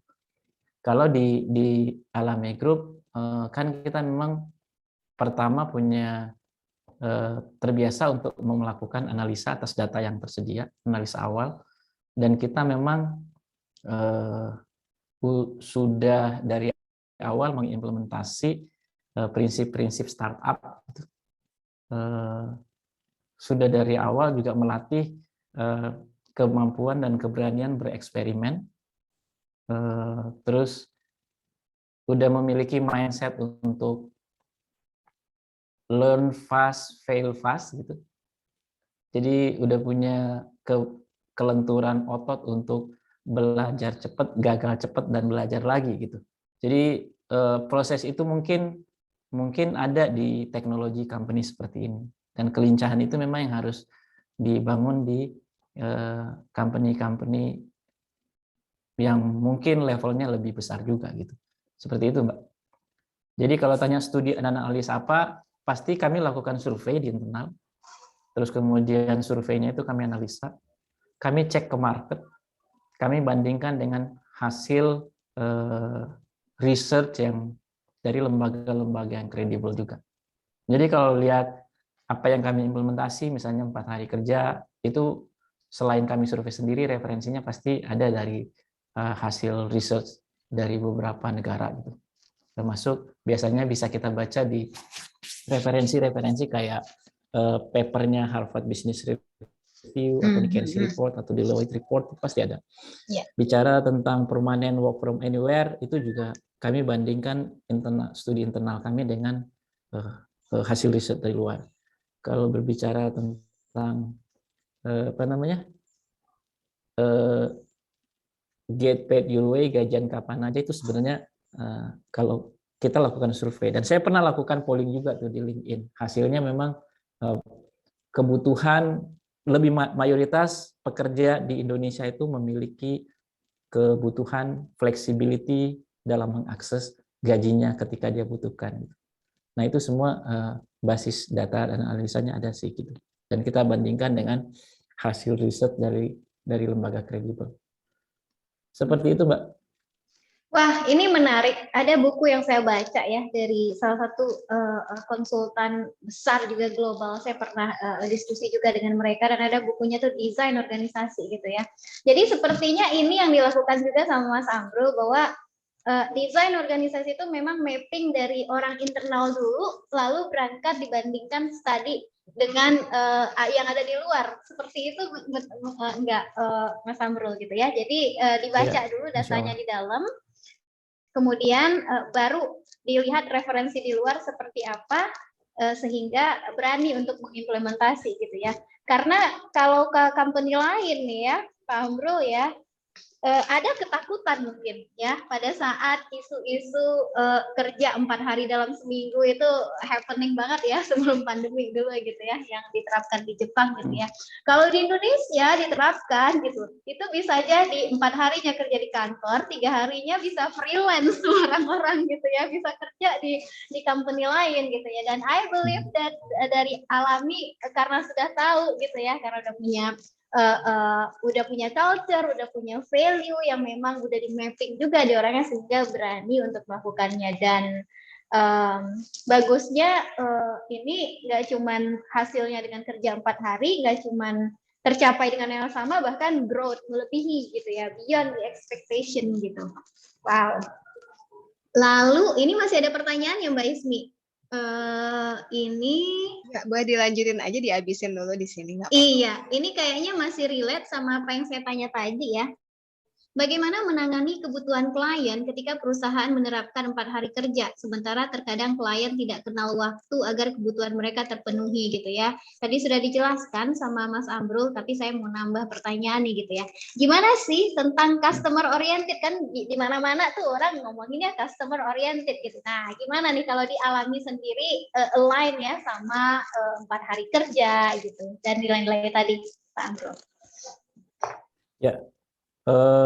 Customer obsessed salah satu dari core values kita sih sebenarnya. Jadi untuk launching produk, terus kemudian bagaimana cara company serve the clients, itu semuanya biasanya kita lakukan survei juga. Kita ada tim research dan ada tim data yang biasanya running the research, terus kemudian provide the insights itu. Bagaimana klien kita handle, bagaimana klien kita serve. Ini kan selama ini memang Alami Group udah terbiasa beroperasi sebagai teknologi company ya. Jadi sangat minim interaksi in person gitu. Jadi peer to peer-nya adalah kita koneksikan antara entrepreneur dengan pendana dalam platform. Jadi sebenarnya kita juga nggak mempertemukan mereka secara offline. Semuanya transaksi berjalan melalui platform teknologi. Kami kembangin banknya juga insya Allah berbasis digital. Orang bisa buka rekening dari handphonenya tanpa perlu lagi datang ke kantor cabang. Bisa mengeksekusi transaksi, transfer uang, terus withdrawal misalnya, melakukan transfer ke luar juga itu melalui mobile banking. Jadi semuanya digital base gitu. Jadi layanan customer service bisa provide services secara online. Jadi customer facing employees kita itu juga sebenarnya nggak terlalu banyak interaksi in person gitu. Kecuali teman-teman di bisnis misalnya yang harus visit ke lokasi-lokasi customer, dan seperti tadi hampir semua customer juga udah tahu bahwa Alami itu 4 hari kerja seminggu gitu. Dan kalau ada layanan yang memang urgent banget di weekend, itu bisa digantikan di hari yang lain itu liburnya. Jadi mayoritas customer kami udah menyesuaikan juga dengan ritme 4 hari kerja. Tapi kalau ada kebutuhan yang urgent di luar dari Senin sampai Kamis, itu bisa di-serve oleh karyawan terkait, dan karyawan tersebut bisa menggantinya di hari yang lain. Seperti itu. Wow, jadi ini udah customer yang ngikut ya. Kalau kita lihat tingkat kepuasan customer juga consistently meningkat sih. Jadi kami pikir ini adalah fenomena yang cukup bagus juga gitu. Jadi kalau lihat trennya, number of customer meningkat, customer retention rate-nya terjaga dengan baik, dan customer feedback juga cukup positif ya, Mbak. Seperti itu. Alhamdulillah. Oke, kita lanjut. Ini pertanyaan ada yang menarik lagi nih. Tech advisor yang berlokasi di US berperan seperti apa ya Pak Amri? Terima kasih.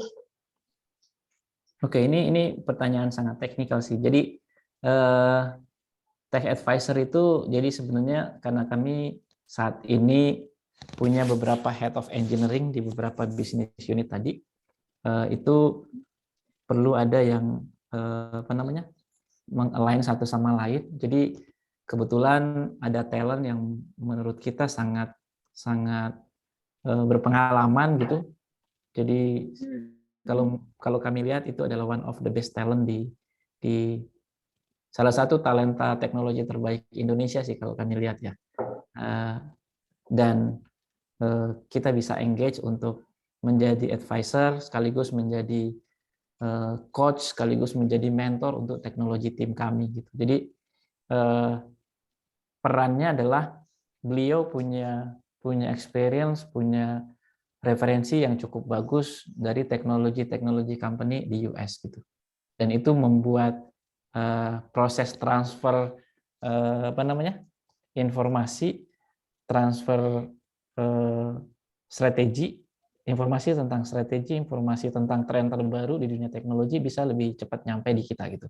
Dan itu bisa di-push melalui meeting rutin, diskusi rutin, one on one dengan tim teknologi kita, ada weekly weekly meeting dengan tim teknologi di sini, itu impact-nya banyak sih. Satu, kepercayaan diri di mentoring oleh talent terbaik.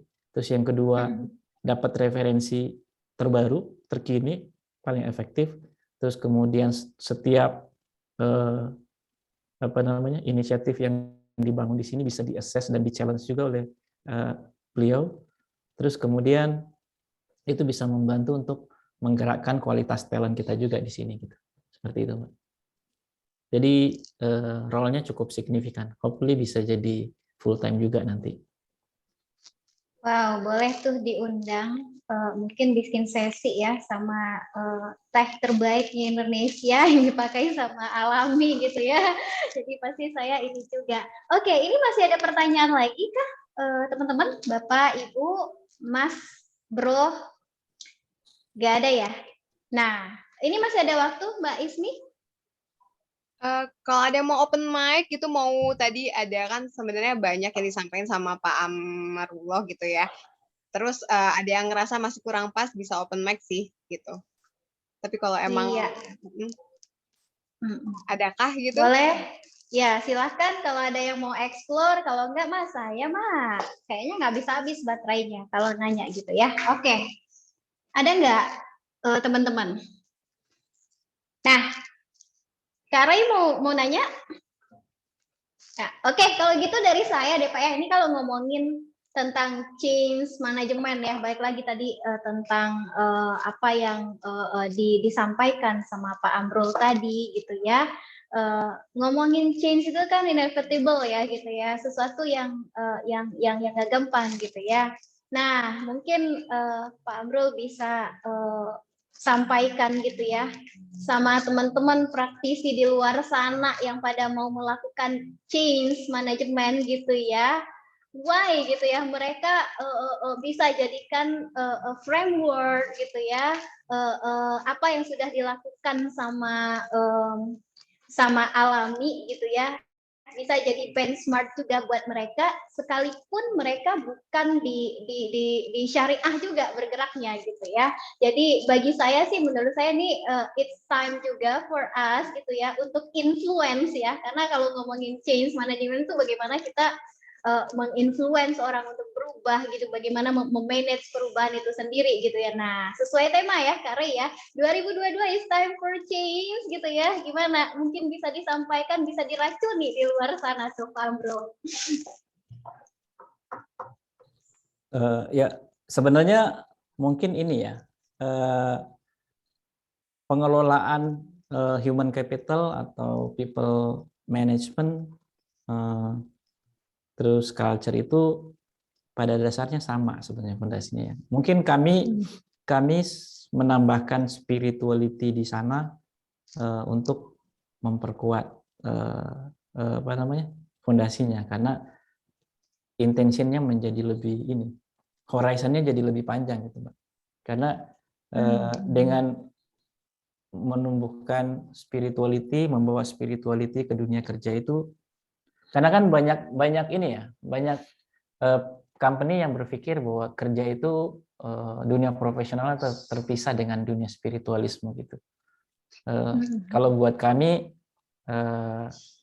kerja itu adalah ibadah, working and worshiping life. Karena horizonnya adalah bukan hanya di sini kan, bukan hanya dunia tapi hereafter gitu.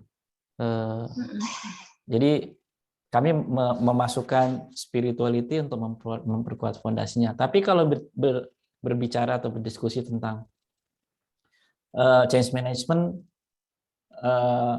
tren kan pasti selalu berubah ya. Kecepatan tuh berubah.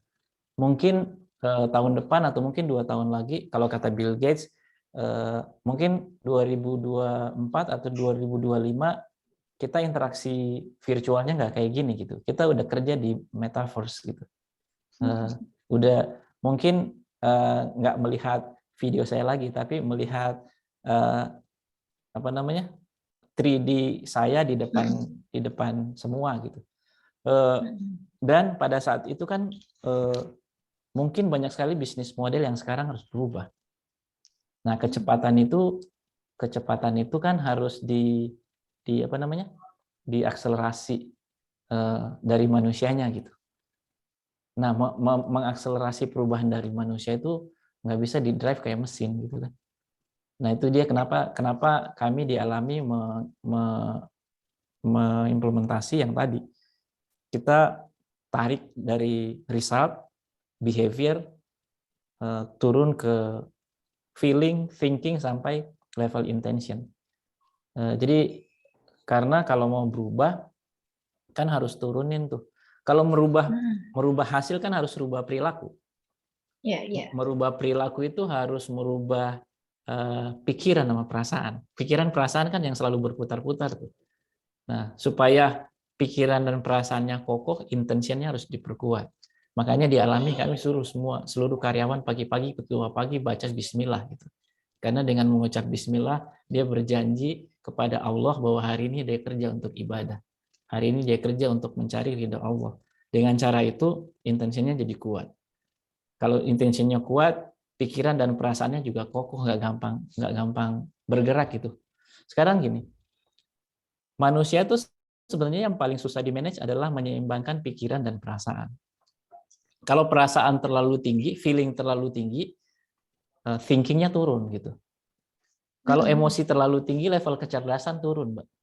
Benar nggak? Iya. Makanya di jalan itu kalau ada orang di jalan, ada yang keserempet atau ada yang kesalip gitu, suka emosi kan. Orang naik motor suka emosi gitu. Suka meludah padahal masih pakai helm. Itu karena emosinya terlalu tinggi. Jadi sampai lupa bahwa dia pakai helm, dia meludahin orang gitu. Saking marahnya. Nah, itu kan emosi tinggi, tingkat intelijensinya menurun. Sama, kalau tingkat logikanya terlalu tinggi, feelingnya kerendahan. Kalau ngambil keputusannya nggak berperasaan. Nah, harus dibawa ke titik netral, nol. Thinking and feelingnya harus ada di situ gitu. Supaya kalau thinking and feelingnya stabil, itu ke atas, ke behavior sama resultnya jauh lebih bagus. Nah, change management sebenarnya harus berfokus pada itu, human gitu. People. Pada saat kita mendesain sesuatu, kita harusnya pakai pendekatan ya human centered design gitu. Human centric design. Nah, itu sebenarnya kalau mau merubah result, itu harus merubah perilaku orang. Merubah perilaku orang itu harus sentuh pikiran dan perasaan. Supaya lebih dalam lagi sentuh intentionnya gitu. Makanya kalau Simon Sinek nulis buku, judulnya The Why kan. The Why itu sebenarnya narik masuk ke dalam, masuk ke level intention. Cuman kalau kami level intentionnya kami tarik ke level spiritual gitu, supaya horizonnya lebih panjang. Itu Mbak. Wow, terima kasih Pak Amrul gitu ya. Dari tadi tuh saya ini ya, yang paling penting banget itu adalah jelas mission statement-nya mau jadi apa gitu ya. Jadi kalau saya boleh mengutip dari Mahatma Gandhi gitu ya, be the change you wish to see. Itu Mas Amrul, sorry, sepertinya suara saya masih terdengarkah? Sepertinya ininya saya sedang bermasalah ya. Kedengaran Mbak? Masih kedengaran. Ininya. Oke. Yap. Ya, jadi saya melihat kutipan itu dari salah satu sosok inspirasi saya tentang perubahan gitu ya, dari Mahatma Gandhi gitu ya. Dan nggak ada yang nggak mungkin gitu ya, Mas Amrul sudah memperlihatkan gitu ya, dengan alami gitu ya, dia melakukan perubahan gitu ya, dengan mission statement, dengan kita punya mission statement, ada langkah-langkah, ada rohnya lah ya, ada driven untuk melakukan itu, sehingga di Alami sendiri ada culture, ada value gitu ya, yang diturunkan ke sana gitu ya. Kemudian ada beberapa step tadi yang perlu diubah, apalagi kalau ngomongin change management ya, kalau kita ngomongin people, process, and technology gitu ya, dan ini adalah perusahaan teknologi, lagi-lagi gitu ya, yang perlu dibentuk. Kalau di Alami sendiri kan dia memang membentuk dulu gitu ya, tetapi untuk perusahaan-perusahaan di luar sana yang mungkin sudah berdiri lama, kemudian perlu yang adanya perubahan, dan pasti gitu ya, perubahan itu adalah sesuatu yang pasti, yang datangnya juga makin hari juga makin cepat gitu ya ritmenya gitu ya, nggak 3 tahun lagi, mungkin setiap bulan juga terjadi perubahan itu sendiri gitu ya. Dan satu yang paling penting tadi yang saya tangkap banget gitu ya, menanamkan spiritual gitu ya, nilai-nilai spiritual di sini yang menjadi roh gitu ya dalam melakukan ya implementasi inovasi yang tadi kita bicarakan gitu ya. Lagi kalau saya boleh kutip nih dari mission statement gitu ya. Kemudian pasti ada yang nama tujuan jangka panjang. Kalau kita hanya tujuannya dunia aja gitu ya, belum tentu dapat akhirat ya Pak ya gitu. Tapi kalau tujuannya itu kita punya mission statement yang itu tujuannya itu jauh ke sana gitu ya, dengan menemukan the meaning of our life itu gitu ya, dan bagaimana menganggap bahwa pekerjaan itu adalah sebuah ibadah, dan apapun itu yang terjadi gitu ya, bahwa kita sedang jalannya ibadah, ya jalan yang lebih panjang itu gitu ya. Insya Allah kita akan dapat dunianya gitu ya. Kita temukan the purpose of our life, the meaning of our life, dan make the impact gitu. We change the world gitu ya Pak ya gitu ya. Alhamdulillah saya senang sekali dipertemukan di sesi ini. Terima kasih Talent Fit. Terima kasih Pak Amrul, sukses selalu untuk Alami.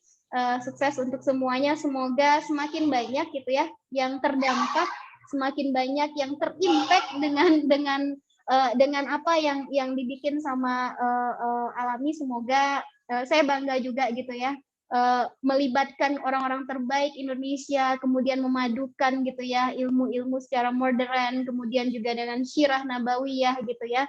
Jadi di sini saya sebagai pemuda ya, seorang muslimah yang masih muda gitu, di sini saya tersentuh bahwa menjadi muslim modern yang keren itu sudah di depan mata gitu. So saya bangga gitu. Terima kasih. Demikian dari saya. Buat saya kalau tadi itu adalah privilege dialami gitu ya, 4 hari bekerja itu adalah sebuah privilege. Buat saya malam ini menjadi moderator dan berdiskusi tentang ini adalah sebuah privilege juga gitu ya, karena ngomongin change manajemen, ngomongin tadi kalau Kak Ray juga share tentang agile gitu ya, dan pastinya juga saya seorang HR dan seorang muslim. Terima kasih Mbak Ismi, saya